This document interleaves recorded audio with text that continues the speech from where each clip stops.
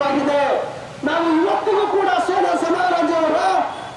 ಸಮಾಜದವರ ಜೊತೆಗೆ ನಾವು ಅನ್ಯೋನ್ಯವಾಗಿ ಇವತ್ತು ಕೂಡ ನಾವು ಸಂಗ್ರಹ ಮಾಡಿ ಘನತೆಯನ್ನು ಕಾಪಾಡಿಕೊಳ್ಳೋದಕ್ಕೋಸ್ಕರ ಇವತ್ತು ಮಂಡ್ಯ ಸಮಾಜವನ್ನ ಮೀಸಲಾತಿಯಿಂದ ವಂಚಿತರನ್ನಾಗಿ ಮಾಡಿದ್ದೀವಿ.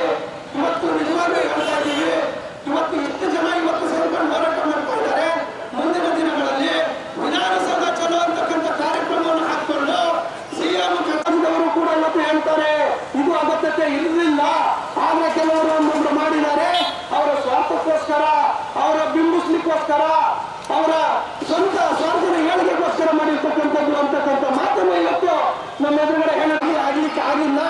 ಈ ಬಂಜಾರ ಸಮುದಾಯದಲ್ಲಿ ಇನ್ನೂ ಕೂಡ ಗುಡ್ಡಗಾಡು ಪ್ರದೇಶದಲ್ಲಿ ಇವತ್ತು ಒಂದು ಹೊತ್ತಿನ ನ್ಯಾಯಾಧೀಶ ನಾಗಮೋಹನ್ ದಾಸ್ ಆಯೋಗದ ವರದಿಯನ್ನ ರಾಜ್ಯ ಸರ್ಕಾರ ತರಾತುರಿಯಲ್ಲಿ ಜಾರಿಗೊಳಿಸ್ತಾ ಇರುವುದನ್ನು ಖಂಡಿಸಿ ಇಂದು ಜಿಲ್ಲಾ ಬಂಜಾರ ಸಮುದಾಯದ ವತಿಯಿಂದ ಜಿಲ್ಲಾಧಿಕಾರಿಗಳ ಕಚೇರಿ ಆವರಣದಲ್ಲಿ ಪ್ರತಿಭಟನೆ ನಡೆಯಿತು.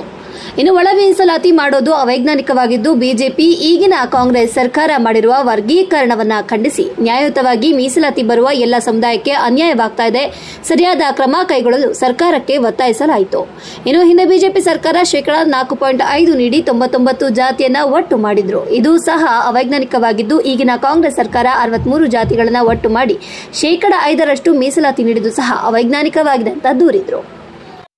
Royal collection Mega offer alert. Buy products worth rupees 2,999. Get a stylish watch worth rupees 399 free. All types of caps, watches, belts, sunglasses, leather wallet, woolen caps. Our collection included trendy sunglasses, stylish caps, premium leather belt, smart leather wallets, branded watch, woolen caps. Visit us at City Center, Nehru Road, Shimoga. Contact us 7760734179. ನೋಡಿ, ಕಳೆದ 15-20 ವರ್ಷದಿಂದ ಮೀಸಲಾತಿ ಒಳ ಮೀಸಲಾತಿ ವಿಚಾರದಲ್ಲಿ ನಮ್ಮ ಸಮಾಜದ ಜೊತೆಗೆ ಸೋದರ ಸಮಾಜ ಆಗಿರ್ತಕ್ಕಂಥ ಬೋವಿ, ಕೊರ್ಚ, ಕೊರ್ಮ ಇತರೆ ಸಮಾಜಗಳು ನಮ್ಮ ಜೊತೆಗೆ ಹೋರಾಟ ನಿರಂತರವಾಗಿ ಮಾಡ್ಕೊಳ್ತಾ ಬರ್ತಾ ಇದೆ. ಕಳೆದ ಬಿಜೆಪಿ ಸರ್ಕಾರ, ಬೊಮ್ಮಾಯಿ ನೇತೃತ್ವದ ಬಿಜೆಪಿ ಸರ್ಕಾರ ಜೆ.ಸಿ. ಮಾಧುಸ್ವಾಮಿ ಅವರ ಆಯೋಗವನ್ನು ರಚನೆ ಮಾಡಿಕೊಂಡು ವರ್ಗೀಕರಣ ಮಾಡಿ 4% ನಮ್ಮ 99 ಜಾತಿಗೆ ವರ್ಗೀಕರಣ ಮಾಡಿದ್ದು ಅದು ಕೂಡ ಅನ್ಯಾಯನೇ. ಅವತ್ತು ಕೂಡ ನಾವು ಬಿಜೆಪಿ ಸರ್ಕಾರದ ವಿರುದ್ಧ ಹೋರಾಟ ಮಾಡಿದ್ವಿ. ಆ ರಿಸಲ್ಟು ಕಳೆದ 40 ಜನ ಬಿಜೆಪಿಯ ಶಾಸಕರು, ಸಚಿವರು ಸೋತು ಸುಣ್ಣವಾಗಿ ಮನೆಯಲ್ಲಿದ್ದಾರೆ. ಕಾರಣ ಇಷ್ಟೇ, ನಮಗೆ ಅನ್ಯಾಯ ಆಗಿದೆ ಅಂತ ಹೇಳಿ 99 ಜಾತಿಯವರು ಚುನಾವಣೆ ಒಳಗೆ ತಕ್ಕ ಪಾಠವನ್ನು ಕಲಿಸಿದ್ದು. ನಂತರ ಬಂದಿರುವಂಥ ಕಾಂಗ್ರೆಸ್ ಸರ್ಕಾರನೂ ಕೂಡ ಅದೇ ಚಾಳಿಯನ್ನು ಮುಂದುವರಿಸ್ತಾ ಇದೆ. ನಾವು ಕಾಂಗ್ರೆಸ್ಸು ನಮ್ಮ ಪರವಾಗಿದೆ ಅಂತ ಹೇಳಿ ನಮ್ಮ ಜನ ಏನು ಓಟ್ ಹಾಕಿದ್ರಲ್ಲ 99 ಸಮುದಾಯದವರು, ಅವರು ಕೂಡ ಇವತ್ತು ಪಶ್ಚಾತ್ತಾಪ ಪಡುವಂಥ ರೀತಿಯಲ್ಲಿ ಈ ಕಾಂಗ್ರೆಸ್ ಸರ್ಕಾರ, ಸಿದ್ದರಾಮಯ್ಯ ನೇತೃತ್ವದ ಸರ್ಕಾರ ಇವತ್ತು ವರ್ಗೀಕರಣ ಮಾಡಿ ಮೀಸಲಾತಿಯನ್ನು, ಒಳ ಮೀಸಲಾತಿಯನ್ನು 3 ವಿಭಾಗಗಳಾಗಿ ಮಾಡಿದ್ದಾರೆ. ನಮ್ಮ ಒತ್ತಾಯ ಇರೋದು, ನೀವು ಮೀಸಲಾತಿಯನ್ನು ಹೆಚ್ಚಿನ ಪ್ರಮಾಣದಲ್ಲಿ ಕೊಡಬೇಕು. ನೀವು ತಮಿಳುನಾಡಲ್ಲಿ ಇರುವಂಥ ಮಾದರಿಯಲ್ಲಿ ಈ ರಾಜ್ಯದಲ್ಲಿರುವಂಥ ಪರಿಶಿಷ್ಟ ಸಮುದಾಯಕ್ಕೆ ನೀವು ಮೀಸಲಾತಿಯನ್ನು ಜಾಸ್ತಿ ಮಾಡಬೇಕು ಅಂತ ಹೇಳಿ ನಮ್ಮ ಒತ್ತಾಯ ಇದೆ. ಹಾಗಾಗಿ ನೀವು ಅವೈಜ್ಞಾನಿಕವಾಗಿ ಏನೇನು ಇವತ್ತು ಮಾಡಿದಿರಲ್ಲ, ನೀವು 3 ವಿಭಾಗಗಳಾಗಿ ಮಾಡಿದಿರಲ್ಲ, ಅದು ತಪ್ಪು ಅಂತ ಹೇಳಿ ನಾವು ಖಡಾಖಂಡಿತವಾಗಿ ಹೇಳ್ತಾ ಇದ್ದೀವಿ. ನಮ್ಮ ಹಕ್ಕೊತ್ತಾಯನೂ ಇರೋದಾದರೆ ನಮ್ಮಲ್ಲಿ ಶೈಕ್ಷಣಿಕವಾಗಿ, ಸಾಮಾಜಿಕವಾಗಿ, ಆರ್ಥಿಕವಾಗಿ ನಾವು ಇನ್ನೂ ಮುಂದೆ ಬರೆದಿಲ್ಲ. 75 ವರ್ಷ ಆಗಿದೆ ನಮಗೆ ಸ್ವತಂತ್ರ ಬಂದು, ಇವತ್ತಿನವರೆಗೂ ಮೀಸಲಾತಿ ಸೌಲಭ್ಯ ನಮ್ಮ ಕಟ್ಟಕಡೆ ವ್ಯಕ್ತಿಗೆ ನಮ್ಮ ಸಮುದಾಯದಲ್ಲಿ ಸಿಕ್ಕಿಲ್ಲ. ನಿಮಗೆ ಚಾಮರಾಜನಗರ ಜಿಲ್ಲೆ ಒಂದು ಉದಾಹರಣೆ ಕೊಡೋಕ್ಕೆ ನಾನು ಇಷ್ಟಪಡ್ತೀನಿ. ಕಳೆದ ನಾಗಮೋಹನ್ ದಾಸ್ ಅವರ ಆಯೋಗ ಏನು ಸಮೀಕ್ಷೆ ಮಾಡ್ತಿಲ್ಲ, ಜಾತಿ ಜನಗಣತಿಯನ್ನು ಸಮೀಕ್ಷೆ ಮಾಡಿದ್ರಲ್ಲ, ಅಲ್ಲಿ ಮತದಾರರ ಸಂಖ್ಯೆ ಎಷ್ಟಿದೆ? 8,000 ಇದೆ. ಜನಸಂಖ್ಯೆ ಎಷ್ಟಿದೆ ಅಂತ ಕೊಟ್ಟಿದ್ದಾರೆ, ಅದು ಕೂಡ 8,000 ಇದೆ ಅಂತ ಹೇಳಿದ್ದಾರೆ. ಹಾಗಿದ್ರೆ ಸರಿನಾ? ಅವರು ಸಮೀಕ್ಷೆ ಮಾಡಿರೋದು ಸರಿನಾ? ನಮ್ಮ ಉತ್ತರ ಕರ್ನಾಟಕದಲ್ಲಿ ನಮ್ಮ ಸಮುದಾಯದವರು ಮಹಾರಾಷ್ಟ್ರ, ಗೋವಾ ಈ ಭಾಗಗಳಲ್ಲಿ ಗೂಳೆ ಹೋಗ್ತಾರೆ ತಮ್ಮ ನಿತ್ಯ ಜೀವನದ ನಿರ್ವಹಣೆಗೆ. ಅಲ್ಲಿ ಸುಮಾರು 4-5 ಲಕ್ಷ ಜನ ಗೂಳೆ ಹೋಗಿದ್ದಾರೆ. ಅವರು ಸಮೀಕ್ಷೆಯಲ್ಲಿ ಅವರು ಭಾಗವಹಿಸೇ ಇಲ್ಲ. ಹಾಗಾಗಿ ಸಮೀಕ್ಷೆ ಮಾಡಿರೋದು ಕೂಡ ಕೇವಲ 2 ಸಮುದಾಯಕ್ಕೆ ತೃಪ್ತಿಪಡಿಸುವಂಥ ರೀತಿಯಲ್ಲಿ ಒಟ್ಟಾಗಿ ಈ ಕಾಂಗ್ರೆಸ್ ಸರ್ಕಾರ ಈ ಬೋವಿ ಸಮಾಜ, ಕೊರ್ಚ ಕೊರ್ಮ ಸಮಾಜ, ಅಲೆಮಾರಿ ಸಮಾಜ, ಈ ಲಂಬಾಣಿ ಸಮಾಜವನ್ನು ಈ ಮೀಸಲಾತಿಯಲ್ಲಿ ವಂಚನೆ ಮಾಡಬೇಕಂತ ಹೇಳಿ ತೀರ್ಮಾನ ತಗೊಂಡ್ಯಾರೆ. ಇದನ್ನು ನಾವು ಮುಂದಿನ ಚುನಾವಣೆ ಒಳಗೆ ನಿಮಗೆ ಎಚ್ಚರಿಕೆ ಇವತ್ತೇ ಕೊಡ್ತಾ ಇದ್ದೀವಿ. ಮುಂದಿನ ಚುನಾವಣೆ ಒಳಗೆ ನಿಮಗೆ BJPಯವರು ಹೆಂಗೆ ಪಾಠ ಕಲಿಸಿದ್ದೀವಿ, ನಿಮಗೂ ಪಾಠ ಕಲಿಸುವಂಥ ತೀರ್ಮಾನ ನಮ್ಮ ಸಮುದಾಯಗಳು, ಸೋದರ ಸಮುದಾಯಗಳು ತಗೊಳ್ತೀವಿ ಅನ್ನೋ ವಿಚಾರವನ್ನು ಇವತ್ತು ಆಗ್ರಹಪಡಿಸ್ತಾ ಸಿದ್ದರಾಮಯ್ಯನವರಿಗೆ ನಿಮಗೆ ಎಚ್ಚರಿಕೆ ಗಂಟೆಯನ್ನು ಕೊಡ್ತಾ ಇದ್ದೀವಿ. ಶಶಿಕುಮಾರ್ ಅಂತ ಹೇಳಿ ಜಿಲ್ಲಾ ಸಮಾಜದ ಪ್ರಮುಖರು ಸರ್.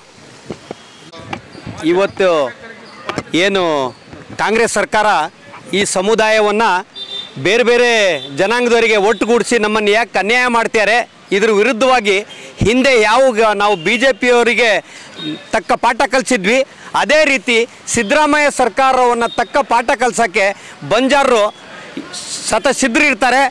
ಅವರ ಹೋರಾಟ ಯಾವತ್ತೂ ತಪ್ಪಿದ್ದಲ್ಲ. ಯಾವುದೇ ಕಾರಣಕ್ಕೂ 101 ಜಾತಿಯವರಿಗೆ ನಮ್ಮ ಒಳಗಡೆ ವರ್ಗೀಕರಣ ಮಾಡಿರೋದೇ ಮೊದಲನೇ ತಪ್ಪು.